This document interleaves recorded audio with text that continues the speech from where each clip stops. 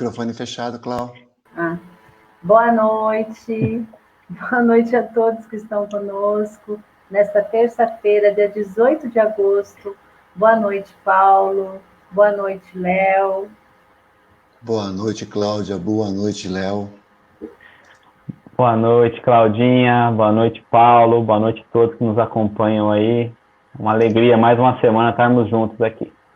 É uma alegria mesmo. Estamos aqui nesta live pelo Facebook da USE Rio Claro, pelo Facebook do SEAC Conchal e também estamos pelo YouTube do Centro Espírita Allan Kardec de Conchal. Então, vocês que nos acompanham, é sempre uma alegria estar aqui nessas terças-feiras, né, nesse bate-papo gostoso, alegre, onde a gente coloca aí as nossas reflexões, os nossos pensamentos no estudo do capítulo do Evangelho segundo o Espiritismo. E hoje o capítulo é o capítulo 11, que faremos aí talvez a primeira parte, por não conseguir completá-lo por inteiro, devido a ter muitos assuntos importantes, assuntos que geram bastante reflexão, bastante comentário. Então, como semana passada eu quase não falei, né, não falei nada, né, houve muita participação, né, dos que estavam conosco. Então, acho que dessa vez eu vou ficar quietinha de novo, quem sabe daí eles participam. O que vocês acham? O combinado foi o contrário, né, Paulo? Não inventa não, eu acho que quando ela começou hoje com o microfone fechado, o pessoal achou que ela estava ainda afônica.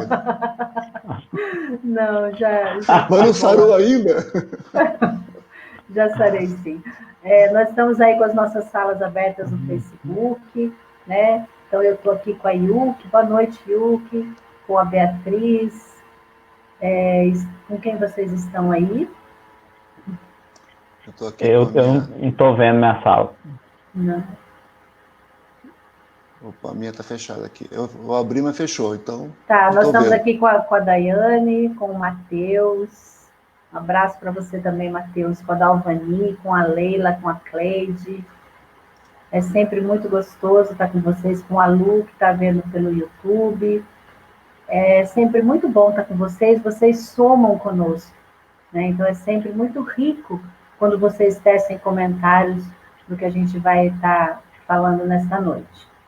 Mas antes, então, eu convido a todos para fazer a prece, né? Então, vamos dar início, vamos elevar o nosso pensamento ao nosso Pai amado, ao nosso Mestre Divino. Mestre, hoje nós nos encontramos aqui reunidos virtualmente com o objetivo de estudarmos a tua doutrina de luz, com o esclarecimento tão profundo que nos é dado pelo Espiritismo, que possamos usufruir desses momentos, Mestre, e que nós possamos ter a oportunidade de refletir mais o teu Evangelho. Que as vibrações de paz e harmonia nos envolvam nesta noite e que a espiritualidade amiga que nos acompanha nos fortaleça em nossa caminhada. Que ela nos auxilie a semear o bem sem pensar nos resultados, a falar sem ferir. Que possamos dar o testemunho do seu Evangelho através das nossas ações no nosso dia a dia. Temos a nossa gratidão, Mestre, por tudo que nos ensina através do Evangelho. E assim seja. Assim seja. Que assim seja. Bom, então, como eu já disse, né, o Evangelho hoje trata do capítulo 11, que tem o título Amar ao próximo como a si mesmo. E nós vamos convidar aí o Léo para fazer a leitura, que semana passada ele não fez, né, Léo? Acho que era o Paulo, não é, Paulo? Sou eu. Posso é o ler Paulo? também. É o Paulo? Paulo. Então, perdão, eu Não, Eu me equivoquei aqui. pode ler, Tanto Léo. faz. Não, pode fazer aí. Fica tranquilo. Então vamos lá. O maior mandamento: fazer aos outros o que queiramos que os outros nos façam. Parábola dos credores e dos devedores. E aí Kardec então vai trazer 3 passagens nos primeiros itens desse capítulo. O primeiro deles é: os fariseus, tendo sabido que ele tapara a boca dos saduceus, reuniram-se em um deles, que era doutor da lei, para o tentar, propôs-lhe esta questão: Mestre, qual o maior mandamento da lei? E Jesus respondeu: Amarás o Senhor teu Deus de todo o teu coração, de toda a tua alma e de todo o teu espírito. Este, o maior e o primeiro mandamento. E tendes aqui o segundo, semelhante a esse: amarás o teu próximo como a ti mesmo. Toda a lei e os profetas se acham contidos nesses 2 mandamentos. Isso está lá em Mateus, capítulo 22, versículo 34 a 40. No item 2, Kardec traz uma outra passagem também de Mateus, capítulo 7, versículo 12, que diz: Fazei aos homens tudo o que queirais que eles vos façam, pois é nisso que consistem a lei e os profetas. E depois ele traz uma passagem que está em Lucas, capítulo 6, versículo 31. Tratai todos os homens como quereríeis que eles vos tratassem. E aí, na sequência, vem a parábola do credor incompassivo e segue o capítulo, né? Mas a gente vai começar com as primeiras colocações, né, que Kardec traz, como eu gosto de brincar, né? Kardec ele faz um Ctrl+C, Ctrl+V da Bíblia para começar os capítulos do Evangelho segundo o Espiritismo. E quando ele traz no primeiro item aí, é interessante ele buscar duas citações que estão lá no Velho Testamento. Aquilo que ele chama de primeiro mandamento, que é amarás, pois, o Senhor teu Deus, de todo o teu coração, de toda a tua alma, de todas as tuas forças, isso está lá no Pentateuco mosaico, em Deuteronômio, capítulo 6, versículo 5.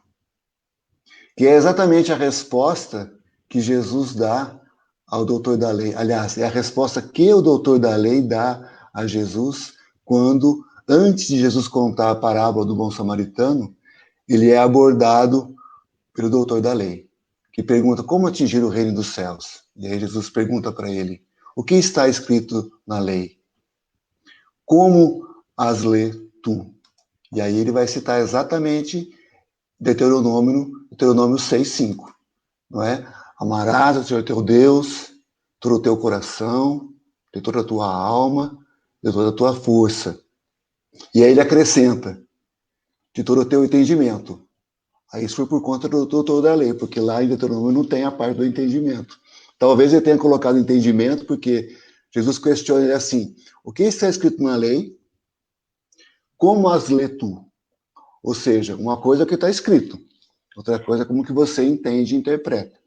Então aí ele colocou ali o entendimento, né? Que dá a sigla que eu gosto bastante, que é CAFÉ, porque é coração, alma, força e entendimento, né? A gente não esquece. Então, faz esse arremate. Então, está citando Velho Testamento. Está citando o Pentateuco mosaico. E o segundo mandamento que ele coloca é: amarás o teu próximo como a ti mesmo. Isso também está no Pentateuco mosaico, em Levítico, capítulo 19. E é muito interessante como Jesus vem, então, confirmar aquilo que ele havia dito anteriormente, né? Que ele veio para cumprir a lei e os profetas, né? Ele fala: eu não vim destruir a lei, ou os profetas, mas eu vim para cumpri-las. Isso está lá em Mateus capítulo 5, versículo 17. E Kardec coloca exatamente isso no primeiro capítulo do Evangelho segundo o Espiritismo, né? Trazendo para a gente, já de cara, essa proposta de Jesus, que também é a proposta do Espiritismo.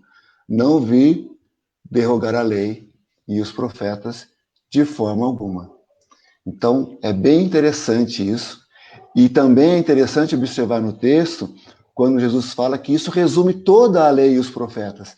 Essas duas passagens, amar a Deus, todo o teu coração, toda a tua alma, força e entendimento, e ao próximo como a ti mesmo, resume toda a lei e os profetas. E aí, eu trouxe aqui uma pequena Bíblia, que é essa pequenininha aqui. Caramba! Essa Bíblia aqui eu ganhei da minha avó, eu tenho um carinho enorme por ela. Mas a ideia é a seguinte, olha aqui, gente, tudo isso daqui, ó, é Velho Testamento. Essa parte aqui são os 4 evangelhos de Jesus. E daqui para frente é Atos e as cartas paulinas. Então, é como Jesus dizendo o seguinte, olha, tudo isso daqui, ó, você resume em amar a Deus, amar ao próximo, como a si mesmo. O que vocês acham? E é bem interessante essa questão, né, Paulo? Porque você vê o Cristo a todo momento sendo testado ali, né? Se ele ia passar pela lei ou se ele ia, de fato, cumprir a lei. E aí ele vem e cumpre a lei, né? Ó, o Edson, né? Obrigado, viu, Edson? Então aí você vê que o Cristo vem e cumpre a lei e a todo momento ele nos remete a um Pai, fazendo a lembrança de que tem algo acima de nós, acima de todos nós, que nos traz como irmãos, e o amar a nós, né, é bem isso, é entender que somos todos irmãos.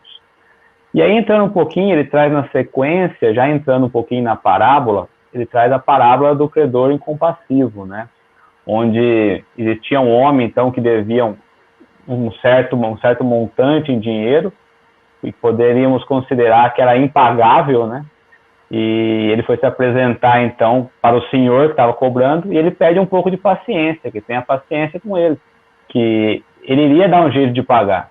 E aí, resumindo um pouquinho, o senhor pega e fala, olha, quer saber? Sinto a tua vontade do coração, né, dessa justiça, de pagar a dívida que me deve, e eu vou te perdoar. E no primeiro, ele agradece e ele sai. Na primeira oportunidade, na saída, ele encontra um que devia alguns centavos ali, né, muito uma pequena quantia, muito pequena, e aí ele já agride o outro. Então, trazendo um pouquinho a comparação de que a todo momento nós pedimos ali o perdão de Deus, mas nós não conseguimos praticar e sentir esse perdão perante o próximo, né? Passar um pouquinho para a Cláudia. É interessante que nesse capítulo 11, Kardec coloca como início o maior mandamento. Depois ele coloca ali, né, fazer aos outros o que queriam que os outros nos façam. Aí vem essa parábola do credor, dai a César o que é de César, e é interessante que, bem nesse capítulo, junto com o amar ao próximo, ele coloca o dai a César o que é de César, que fala muito do lado material, né, no mundo terreno, e traz também o egoísmo. Por que será que ele traz o egoísmo, né? Porque o que tem a ver amar ao próximo, como a si mesmo, com o egoísmo? É óbvio que tem tudo a ver, né? Porque ele fala lá no início, Kardec coloca lá no início, amar ao próximo como a si mesmo, que significa fazer aos outros o que queríamos que os outros fizessem para nós. Essa é a expressão mais completa da caridade.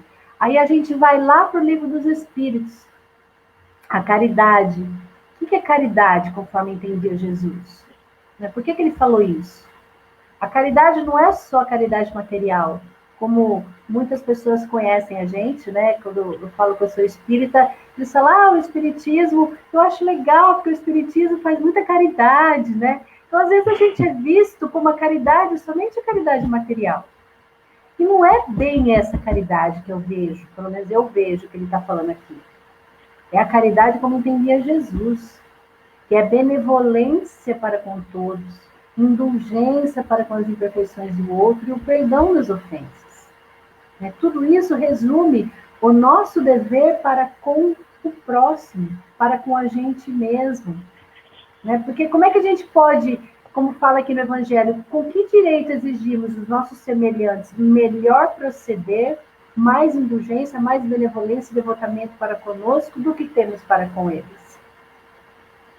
Então, quando a gente adotar essa regra de conduta na nossa vida, nas instituições, aí sim teremos a verdadeira fraternidade, o verdadeiro reino de Deus, a paz, a justiça. E aí eu fiquei refletindo sobre isso hoje à tarde, fiquei pensando, falei assim, nossa, como a gente está longe de conseguir isso ainda. A gente ainda está longe, a gente tem que ser... ter a fé raciocinada, A gente tem que ter a clareza das coisas, a gente não pode se iludir, porque o autoconhecimento, ele traz para nós esse olhar, e a gente entende que esse olhar não é uma mudança, que nós já falamos aqui em outras lives, A mudança não é assim, não é nessa existência, nessa encarnação que a gente vai conseguir mudar, é trabalho de séculos. Então eu vejo, gente, como a gente está longe de conseguir essa verdadeira caridade ainda. E aí, se a gente for falar da César, que é de César, então, aí eu passo para o Paulo dar uma destrinchada nessa, Paulo? Nós vamos chegar em César daqui a pouco, Eu acho importante quando a gente fala dessa questão, o quão distante estamos ainda do ideal, importante a gente estar a caminho, não é? Como dizia o Chico, eu vou com uma lesma, mas na direção certa. A gente não pode seguir Lulu Santos a passos de formiga e sem vontade. A gente pode até ir a passos de formiga, mas com vontade. Então, e na direção correta. Então a gente chega lá. Eu queria voltar só um pouquinho no início, quando Jesus faz a relação ali, ele vai citar Deuteronômio, Levítico, o Velho Testamento, porque no movimento espírita, existe uma parte do movimento espírita que praticamente abandonou o Velho Testamento. Como Kardec, ele, por exemplo, nessa obra que é o nosso estudo aqui, todas as terças, o Evangelho segundo o Espiritismo, Kardec, ele se pauta principalmente pelo Novo Testamento, que são os ensinos morais de Jesus, isso obviamente está nos 4 evangelhos, mas também com a base no Velho e também com a sequência das cartas de Paulo e tudo mais, mas o foco desta obra, que talvez seja a obra mais utilizada pelos espíritas, juntamente com o Livro dos Espíritos, estou falando do movimento espírita de uma forma bem geral, mas uma parte do movimento espírita, infelizmente, olha para o Velho Testamento com muita distância, até com certo preconceito, como se todo o Velho Testamento se reduzisse a dente por dente, olho por olho, a pena de talião e aquele conceito e aquela visão equivocada do judaísmo, que tem uma riqueza enorme. E eu gosto muito da imagem que o Haroldo Dutra faz com relação à árvore do Evangelho, em que as suas raízes, a sustentação é o Velho Testamento, a lei e os profetas que Jesus cita. O tronco é o cristianismo. E toda a copa, todas as flores, todos os frutos é o que decorre do cristianismo, todas as religiões que provém depois da segunda revelação, que é Jesus. Então, a raiz da árvore é a primeira revelação. O tronco, a segunda revelação. E a copa, a terceira revelação. Mas não somente o Espiritismo, mas tudo que frutifica, Lembrando da parábola do semeador, 30 por 1, 60 por 1, 100 por 1, terra boa, vamos embora, E aí a gente consegue, então, ter um olhar diferenciado para esse conceito do Velho Testamento. E também, para citar, no item 2, quando Jesus fala, é a regra áurea, né? Fazei aos homens tudo o que queirais que eles vos façam, pois é nisto que consistem a lei e os profetas, né? De novo aqui, Jesus usando o verbo no imperativo, né? Significando ação, faça, né? Nos tirando da passividade e nos pedindo atividade. No sentido seguinte, não basta não ser mal, é preciso ser bom. Não é? E aí, quando a gente volta Velho Testamento, e principalmente vem para a gente a imagem do Decálogo, né? O Decálogo é de 10 mandamentos, 7 são não. Não matar, não roubar, não, 7 nãos. E muitos de nós ainda vivenciamos o Decálogo no seguinte sentido: eu não faço isso, aquilo outro, e está tudo certo. Numa atitude muito assim, é só eu não fazer o errado. Se eu não fizer o errado, eu não preciso fazer o bem. É só eu não fazer o mal.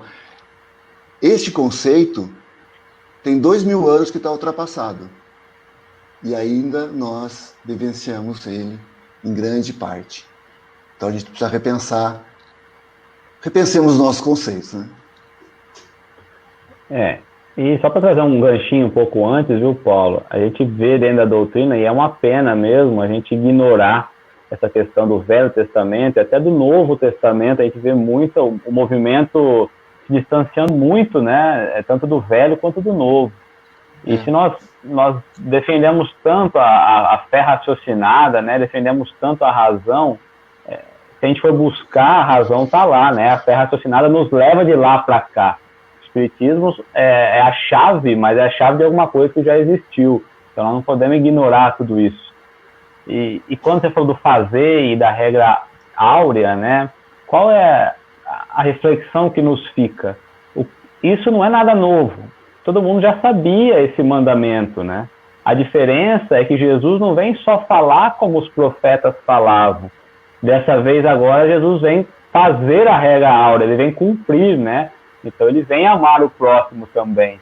Então a grande diferença e o que incomodava era justamente essa visão do Cristo no sentido de, não é só o que falavam. Nem tanto que a todo momento ele fala, já falava pelos profetas, né? Então vocês já conheciam muito antes do Cristo isso. Isso não é de agora, né? Mas o Cristo vem e faz. E aí, como você falou, nós estamos tanto tempo parado no tempo que nós não conseguimos ainda olhar para essa regra áurea e praticar, ou entender pelo menos a essência dela no cumprimento da lei, né? E lá no livro Caminho, Verdade e Vida tem uma lição que tem o título A Regra Áurea. E lá ele fala que os gregos, os persas, os chineses, os egípcios, os hebreus, os romanos, todos eles falavam dessa regra áurea. Né? Todos eles receberam essa lei de ouro. Mas muitos não colocaram, muitos não, a maioria, quase todos, não colocaram em ação. E aí fala, né, Emmanuel termina assim, como mestre, a regra áurea é a novidade divina, porque Jesus a ensinou e exemplificou, não com virtudes parciais, mas em plenitude de trabalho, de abnegação e amor. A claridade das praças públicas, revelando-se aos olhos da humanidade inteira. É o exemplo. Por isso que está lá no Evangelho, né? Quando a gente adotar essa regra de conduta na nossa vida, a gente vai mudar o nosso proceder com o próximo. Né? E aí entra aí o da César, o que é de César. Quer dizer, quando a gente conseguir colocar em prática, né, essa lei divina, a gente não vai mais ficar brigando pelo que é meu, pelo que é do outro, o que é certo, o que não é, diante das leis dos homens. A gente vai respeitar, a gente vai saber o que é certo. Bom, a gente já sabe o que é certo e o que não é. Né? E aí a gente vê que em todo lugar do mundo sempre existe pessoas que, de acordo com o merecimento delas, né, elas acham que estão sendo injustiçadas perante o governo, perante o Estado, né? E aí entra aquela... Às vezes eu converso com pessoas que querem se dar bem em tudo, né? A pessoa quer se dar bem na vida, quer se dar bem financeiramente, passa por cima de outro, mas ela quer se dar bem financeiramente, materialmente falando. E aí a gente pode perguntar, né? A gente critica, as pessoas criticam o governo, critica o Estado, critica tudo. Daí eu pergunto, quando essa pessoa vem, você vê que é uma pessoa que critica, você pergunta qual a diferença de roubar 1 milhão e roubar R$ 1? Tem alguma diferença? Fala, tem 1 milhão, né? Fala, mas a diferença é a mesma, você está roubando do mesmo jeito. Você está burlando, você está adulterando, você está alterando alguma coisa só para se dar bem. Então, aí entra essa regra do bem proceder. Quando a gente entender o que é amar ao próximo como a si mesmo, isso não vai mais existir. Só que vai demorar ainda mais de 100 anos. Né? Como diz o Evangelho lá, tem uma parte do Evangelho que fala, né, que a doutrina espírita vem, quem sabe daqui a 100 anos a gente possa entender melhor o que o Jesus, o que Kardec colocou. Já se passaram mais de 160 anos que Kardec trouxe. Não é? Então, quando que a gente vai aprender? Ou melhor, quando que a gente vai colocar em prática? Porque só falta boa vontade, porque conhecimento, inteligência, nós já temos, nós já saímos da fase do instinto. A origem do homem foi no instinto. Quanto mais avançado, mais corrompido, ele só tinha sensação. Quando instruído e depurado, ele tem sentimento. E aí que é o ponto delicado, que é o sentimento, que é o amor. Não no sentido vulgar, como a gente entende, mas aquele amor de que Jesus fala. Então, a gente vê que a humanidade sofre por falta de amor. Né? É pela ausência do amor que existe o mal. E aí, quando que a gente vai despertar para isso? Quando que a gente vai parar de sofrer? Fala aí, Paulo. Quando? Se eu soubesse a resposta, Cláudio, estava bem feliz, viu?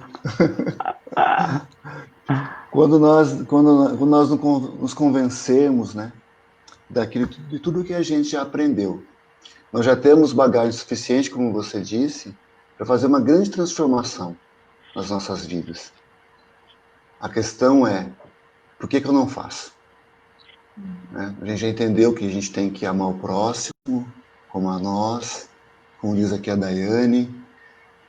Nós já entendemos que amar é a grande solução, mas a gente se guarda demais ainda.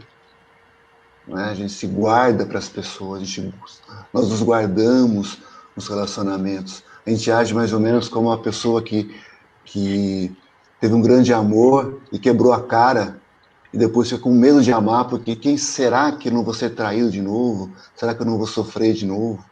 Não é? Nós temos que pegar esse amor que a gente já compreendeu, que é essencial, e vivenciá-los, sem medo de ser felizes. Né? O problema é que a gente fica com receio. Olha o que a Daiane coloca para a gente aqui. Acho extraordinário quando Deus, com toda a sua sabedoria, nos coloca a cada dia no lugar do próximo. Hoje, o meu mínimo julgar se torna facilmente, no outro dia, uma realidade minha. É a empatia, né? Essa é a tal da empatia. Quando a gente consegue se colocar no lugar do outro, a nossa tendência de julgamento, ela vai diminuindo, porque a gente começa a observar que como eu agiria se lá estivesse, como seria a minha atitude ou a minha fala se assim eu estivesse vivenciando, né? A Lucélia, o caminho é o amor e a solução é amar, exatamente, Lu. E aí o Léo colocou uma coisa importante, né? Quando ele falou sobre a mensagem de Jesus que ele vivenciou, a Cláudia também colocou isso. Importante a gente observar na história de todos os grandes precursores, quando a gente fala da regra áurea, que ela já existia anteriormente ao Cristo, em várias culturas, em várias civilizações, vários prepostos do Cristo trouxeram essa ideia, com palavras diferentes, mas a ideia era uma só: faça ao outro aquilo que você gostaria que ele te fizesse. Né?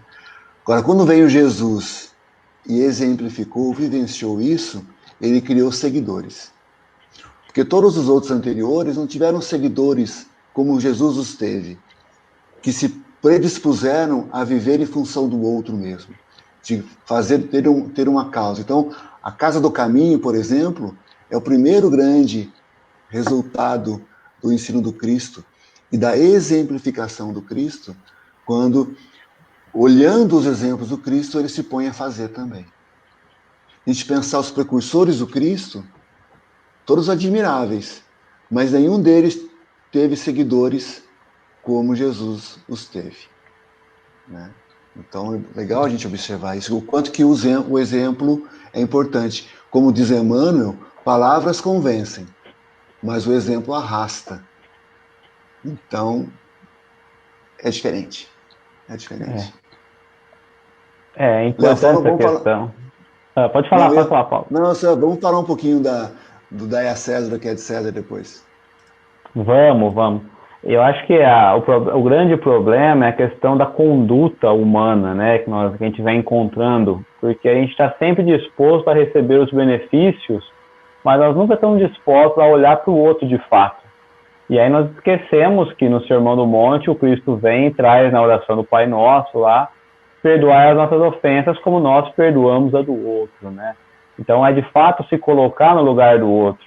E aquela velha passagem de Pedro, quando ele vem e fala, mas Deus perdoa 7 vezes, não, 70 vezes 7, com quem diz, perdoa sempre, não tem um limite, né? E aí o Cristo já está colocando que é a misericórdia, tenha misericórdia para receber misericórdia, né? Eu acho que essa passagem do amor ao próximo traz muito a misericórdia como sendo a chave disso tudo. E aí, entrando um pouquinho de César, o que é de César, eu acho que a passagem é interessante, né? Porque, mais uma vez, coloca um Cristo aí numa saia justa e perguntando se era justo pagar ou não os impostos, né? E aí o Cristo fala, pega a moeda. Eu fico imaginando essa passagem, pega a moeda. O que está desenhado na moeda? Né? É César, então dê a César o que é de César.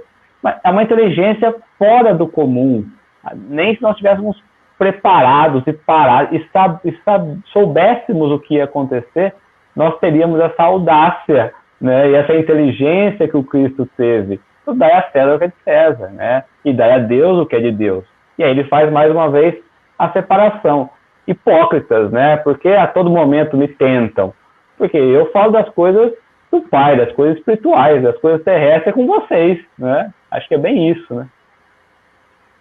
E com esse ensino aí, Jesus deixa bem claro para nós os nossos deveres civis, como é o caso aí dos impostos e de outras obrigações que nós temos. E no dia de hoje, nada mais atual, gente. A gente pode ver pela internet. Pela internet, o mundo passou por uma revolução, né? Tem um enorme fluxo de informação para nós, nas nossas mãos. E aí a gente compartilha arquivo, compartilha ideias, troca mensagens. E aí a gente vê um hábito muito comum de muitos usuários na rede virtual. É o de fazer download. Download de músicas, download de vídeo, de livro inteiro, né? Sem se atentar aí aos direitos autorais e às taxas devidas. Isso está dentro da lei da César o que é de César e a Deus o que é de Deus. Não é? Então, veja só, a gente não se atenta. O que a gente faz de errado? Tem outras coisas também. Pessoas sonegam impostos. Muitos deles são necessários para garantir aí os direitos do cidadão, como moradia, educação, saúde. Há também outro hábito muito comum, que se torna às vezes até natural, mas está longe de ser hábitos morais. Como, por exemplo, Muitas pessoas saem alguns minutinhos antes do trabalho, do expediente, emprestam livros e não devolvem, pegam coisas do trabalho, levam para casa. Ah, não imprime não, deixa que eu imprimo no meu trabalho. Está usando tinta e papel do trabalho, vai pagar? São exemplos. O Rossandro Clipe, uma vez eu tinha uma palestra dele que ele fala até do clipe do papel que você leva para casa do trabalho. Os minutos que você fica parado tomando um cafezinho e está deixando de produzir, de trabalhar. Então, são tudo coisinhas que você fala, ah, Cláudia, menos, vai. Né? A gente pode falar, menos, não é tanto assim. É sim. O troco que vem errado, que a gente não está nem aí, não devolve, vai faltar no caixa da pessoa. Então, os nossos deveres para com a sociedade é tão relevante quanto os nossos deveres para com Deus. Então, a gente sempre tem que se ajustar às leis humanas.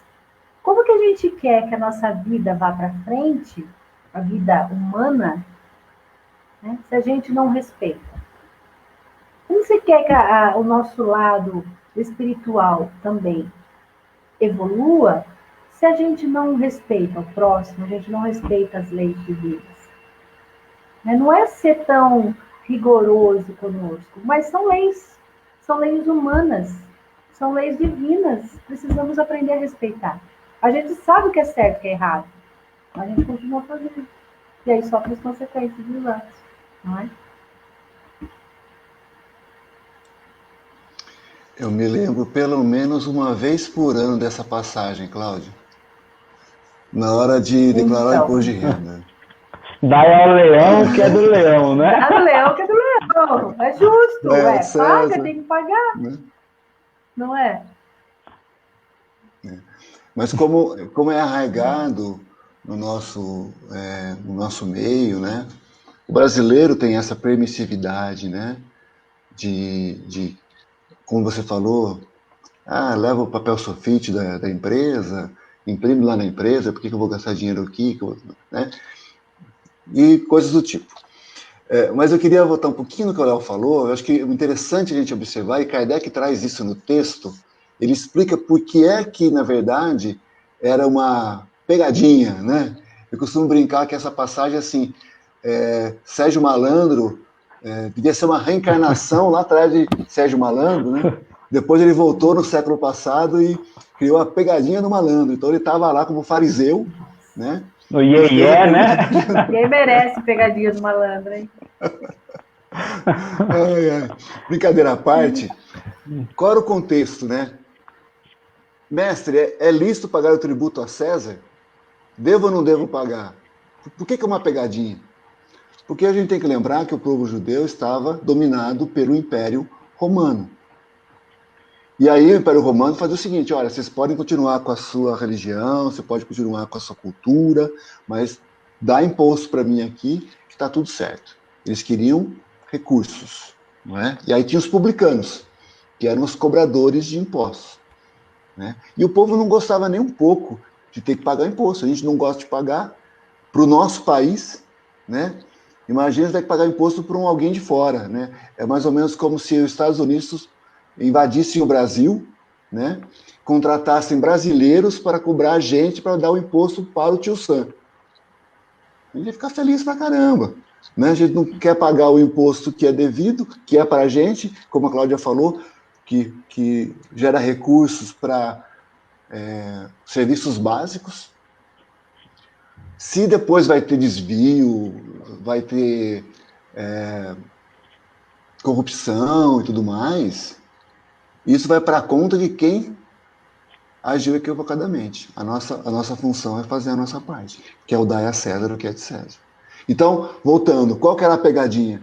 Jesus responde que devia pagar o tributo a César, os judeus iriam ficar bravos com ele. E se ele responde que não devia pagar, para falar o que os judeus gostariam de ouvir, que eles eram fariseus, né? Ele ia se indispor com o Império Romano. E aí, como o Léo disse, ele na sua psicologia sublime, ele pega a moeda aí. qual é a esfinge?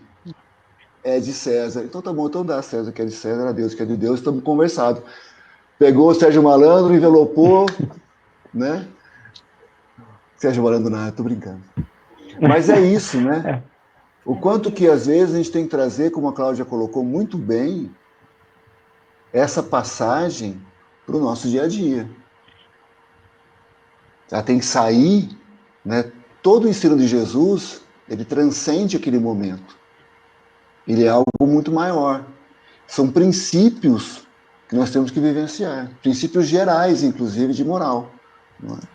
Então, por exemplo, na prática hoje, quantos casais hoje que estão se juntando e não mais casando? Ah, mas o papel não é importante porque é só um ritual. Ok, mas pelo menos faça o civil, porque daí a César o que é de César. Amanhã você vai ter herdeiros, tem que repartir herança, como é que fica? Não é? Então, é importante cumprir com o que está posto. Agora, na época da pandemia, por exemplo, teve muitas instituições religiosas que ficaram questionando as autoridades locais, porque tinham que fechar. Cabe o dar a César o que é de César, por que não? A autoridade mandou fechar? Fecha. Eu concordo? Não importa. É lei, fecha. Respeita. Agora que está abrindo, pode até acontecer o contrário. Eu posso até não abrir por entender que não é o momento e respeitar a questão sanitária. Mas quando mandou fechar, eu obedeço. Então, daí a César o que é de César. Emmanuel traz, ele fala bem assim, né, em relação a essa passagem. Se pretendes viver retamente, não dê a César a crítica. Ajuda-o com o teu trabalho, convicto de que ele e nós somos filhos do mesmo Deus, né? Então é isso, vamos fazer a nossa parte, depois o outro, se ele vai corromper, se ele vai, enfim, desviar, aí é ele com o mesmo Pai nosso, né? Mas nós com o nosso caminhar e ele com o caminhar.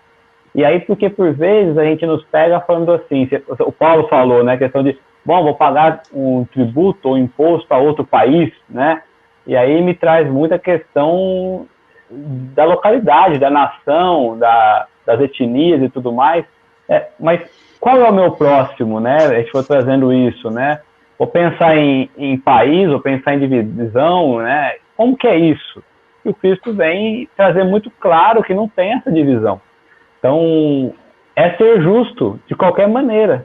Se nós vivemos sobre essas leis, é porque nós temos que viver sobre essas leis. Se amanhã as leis mudarem, ok, vamos viver sobre as novas leis. Mas é preciso viver onde nós estamos, né? É preciso florescer onde nós somos plantados. Às vezes não é o melhor cenário, né, que nós queremos, mas é ali que nós temos que florescer, dentro da dificuldade e tudo mais, mas vamos fazer o que é justo, o que é de César, entregar o que compete a cada um de nós. Senão a gente está fora da lei também, da lei de Deus, né? Aqui no Evangelho fala, né, que esse princípio de dar a César o que é de César é consequente ao primeiro, né, que é proceder para com o outro como queríamos que o outro procedesse para conosco. Então, ele condena todo prejuízo material e moral que se possa causar a outro. Né? Então, a gente tem que pensar, nossa, às vezes, quantas pessoas que às vezes compram as coisas e não pagam? Então, você está gerando um prejuízo ao outro também. Não é porque é um banco, é uma instituição financeira grande, você está gerando um prejuízo ao outro. Então, a gente tem que ter essa consciência, né? Acima de qualquer coisa, a gente tem que prevalecer a moral, né? A gente tem que buscar essa lei como uma transformação íntima. É isso que a doutrina espírita nos pede, para nos transformarmos. Sabemos o que é certo, sabemos o que é errado, por que continuamos fazendo? Vamos nos transformar pouquinho em pouquinho. Não precisa dar salto grande. A gente tem que começar nas pequenas coisas, corrigindo os pequenos equívocos, para amanhã a gente conseguir os maiores equívocos.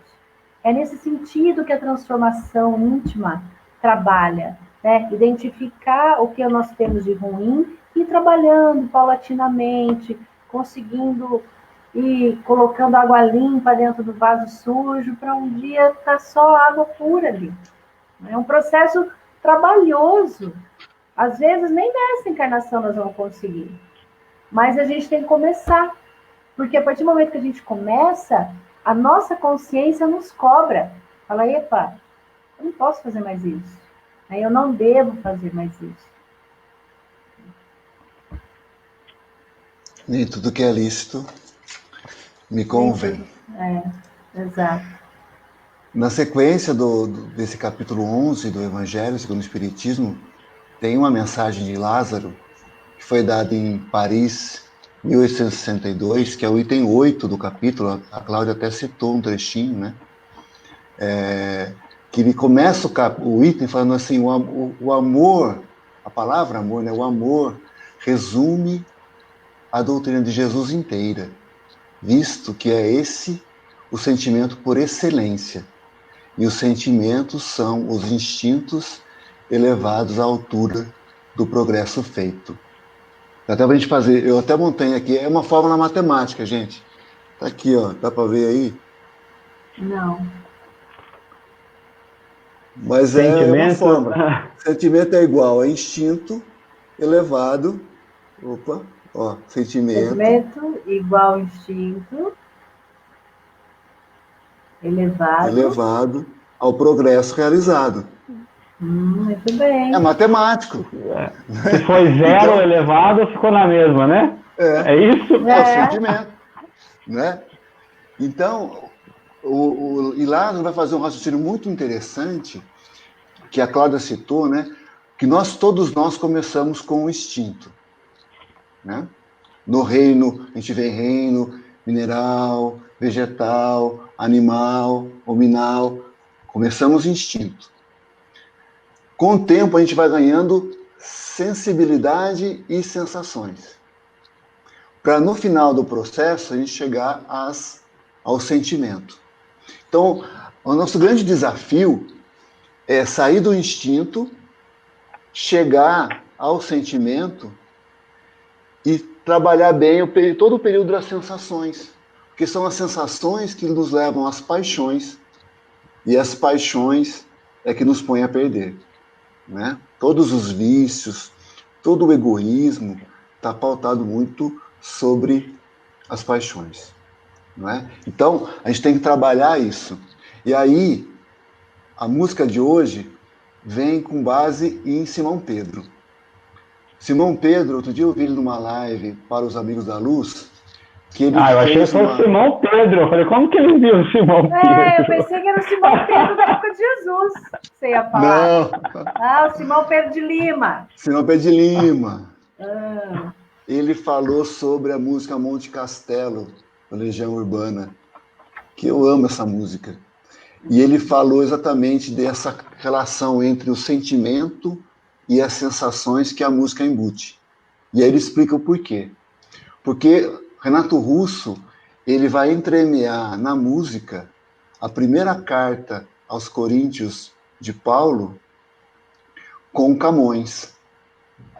Quando ele pega o poema Cântico do Amor de Camões, e ele faz uma interposição entre trechos da carta de Paulo com Camões. Só que tem um detalhe. Quando ele cita Paulo, ele está citando o amor eros. Aliás, o amor ágape, desculpe. O amor por excelência. Quando ele cita Camões, ele está citando o amor eros. Então, por exemplo, para quem se lembra da música, quando ele fala, ainda que eu falasse a língua dos homens e falasse a língua dos anjos, sem amor, eu nada seria. É só o amor que conhece o que é verdade. O amor é bom, não quer o mal, não sente inveja ou se envaidece. Isso é a primeira carta aos Coríntios. Aí depois vem esse amor ágape. Aí vem o amor eros. O amor é fogo que arde sem se ver. Isso é paixão, né? Isso é paixão. É ferida que dói e não se sente. É um contentamento descontente. É dor que desatina sem doer. Aí ele volta à carta aos Coríntios. Ainda que eu falasse a língua dos homens e falasse a língua dos anjos sem amor, eu nada seria. E aí a música vai. E aí é legal também o título que ele dá à letra, a música, que é Monte Castelo. E o que significa Monte Castelo? Foi uma batalha entre brasileiros e italianos na Segunda Guerra Mundial. Dois povos irmãos que se amam, mas que em função da guerra lutam entre si. E aí ele faz essa analogia, que é, por que Monte Castelo? Porque é o amor ágape contra o amor eros. São os sentimentos contra as sensações, que é o que Lázaro está nos ensinando, nos lembrando nessa mensagem, que é o item 8 do Evangelho segundo o Espiritismo. Legal, né? Ele traz, muito legal, né? E ele traz ali Simão nessa Pedro. questão, Simão Pedro, De a Lima. lei de amor, né? De Lima, exatamente. Ele vai trazer ali na instrução dos espíritos como a lei de amor, né? E o que eu esqueci de falar, até marquei aqui quando esquecer de novo, nós trabalhamos muito a questão de amar o próximo como a nós mesmos, né? E é interessante que a cobrança desse amor, né? A cobrança que o alto nos pede, quando vai cobrar, ó, você não está fazendo com o outro aquilo que você gostaria para você. Sempre vem na lei de amor. Eu lembrei agora, né, na instrução dos espíritos, na lei de amor. Quando nós não praticamos na lei de amor, quando nós ignoramos a lei de amor, aí nós caímos para a lei de ação e reação. Então, que possamos trabalhar na lei de amor, né? Porque a ação e reação, né, é meio dolorosa. Nós conhecemos bem como é isso, nós estamos vivendo ela há muito tempo. Então, que possamos começar aí a amar o outro dentro da lei de amor e não na ação e reação, né? Nesse mesmo capítulo aí, Léo, que você falou, coloca aqui que o amor é a essência divina e todos nós, do primeiro ao último, temos no fundo do nosso coração essa centelha divina. Então, o homem mais criminoso, pior ser humano que existe na face da Terra, né, ele tem essa centelha divina. Ele pode um dia melhorar, né, desabrochar esse amor dentro dele, porque ele só está equivocado. Porque todos nós somos feitos para o amor, para a felicidade. Né? E o verdadeiro amor é esse. É ver no outro aquilo que a gente quer para dentro de nós. Por isso que eu insisto e falo de novo. O autodescobrimento é a ferramenta mais importante para você aprender a amar. Porque se você não se conhece, você não se ama, e aí ninguém consegue dar o que não tem dentro de você. Então é muito importante trabalhar o autodescobrimento, sabe, se conhecer as suas emoções, os seus sentimentos, as suas imperfeições, as suas qualidades, admitir tudo que você é, tudo que você traz na sua história, né, na sua bagagem de existências passadas, e acolher e tudo isso que a gente acolher, e aí a gente identifica as nossas imperfeições, as nossas mazelas, e consegue ver que o outro também tem mazela, também tem imperfeição. A gente não vai atirar a pedra, a gente não vai julgar, a gente vai procurar ser mais benevolente, mais indulgente, vai aprender a perdoar, porque é essa a nossa finalidade aqui, é aprender o amor. O Evangelho de Jesus se resume nessas palavras, amor. E nós estamos nesse caminho. Falando em palavra, na mensagem anterior, que é a de Lázaro ainda, ele fala o seguinte: Jesus trouxe a primeira palavra de ordem, amor. O Espiritismo vem e traz a segunda palavra divina, que é reencarnação. E qual que é o raciocínio? Para a gente poder sair do instinto, passando pelas sensações, para chegar no sentimento, a gente precisa ir e voltar, reencarnar. E a gente vai nesse processo se depurando, né? Então, é muito legal isso. E quando você falou aí que é a mensagem de Fénelon, né? Que ele fala sobre a pessoa, a pior pessoa possível, a pessoa mais vil, mais maldosa do mundo, ela vai ter por alguém ou por alguma coisa, por algum objeto que seja, um amor imenso, né? E aí eu me lembrei de Nabucodonosor. Nabucodonosor, ele foi terrível, né? Foi terrível, um conquistador, e onde ele passava, a coisa ficava complicada. Mas ele constrói o jardim suspenso da Babilônia para sua amada, para Amites da Média, a sua esposa, porque ela vivia numa região montanhosa, e o jardim suspenso vai imitar as montanhas, né? E tudo isso pelo seu amor por ela, né? Então, assim, é um exemplo disso, né? Uma pessoa terrível, ela vai sempre ter. Então, a gente vê, por exemplo, o maior bandido, o maior traficante, ele tem alguém que ele ama profundamente, né? Então, a gente vai comprovar o quanto que o amor está presente em todos os lugares, e como a Claudinha disse, é a ideia da semente, né? Que está em nós, aguardando apenas temperatura, umidade, as condições ideais para que ela frutifique. Desabroche, vire árvore e frutifique. É isso aí. Acho que chegamos ao fim hoje, né? Não deu para falar tudo ainda, né? Não deu para falar do orgulho, e aí a gente retoma aqui na próxima terça-feira, dando continuidade aí, falando do egoísmo, do orgulho não, do egoísmo, a fé e a caridade para com os criminosos, né? E fecha aí com a pergunta: deve-se expor a vida por um malfeitor? Então fica aí uma continuidade desse capítulo, que é bem interessante, que nós vamos falar sobre o egoísmo, que aí a gente já linka com o que nós falamos hoje, né? Nós damos continuidade, fazemos aí um resumo do que foi dito hoje para a gente continuar na próxima terça-feira, né? E lembrando aí que a gente fica aí como reflexão, que a gente possa viver de acordo com os ensinamentos do Cristo, lembrar dessa máxima, né, evangélica aí, amar ao próximo como a si mesmo, olhando sempre para dentro de nós primeiro, para daí a gente conseguir olhar para o outro. E desejo aí uma semana de muita paz e muita reflexão para todos nós.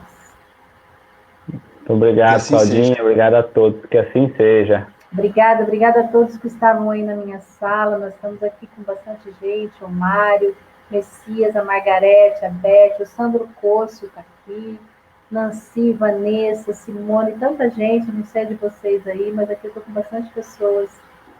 A minha deu problema hoje, a minha não abriu. Então, não quero deixar de falar o nome de todos, mas sintam-se todos aí abraçados, né, cumprimentados. A Dalvania aqui está falando. O Messias também, a Ana, a Lu, todo mundo está aqui com a gente, a Vera. Então é sempre a mamãe do Léo está aí. Beijo, mãe. A mãe do Léo está aí também? O Edson Assunção. Tá na sala de vocês aí, eu acho. Deve estar. Abraço, então, Edson. Abraço a todos vocês. A Yuki. Beijo, Yuki. A Lu também. Um grande beijo, gente. Vocês. Obrigado por tudo. Até semana que vem a gente continua. Obrigado, pessoal. Até mais. Tchau, até. Tchau. Até mais, Léo. Tchau, gente.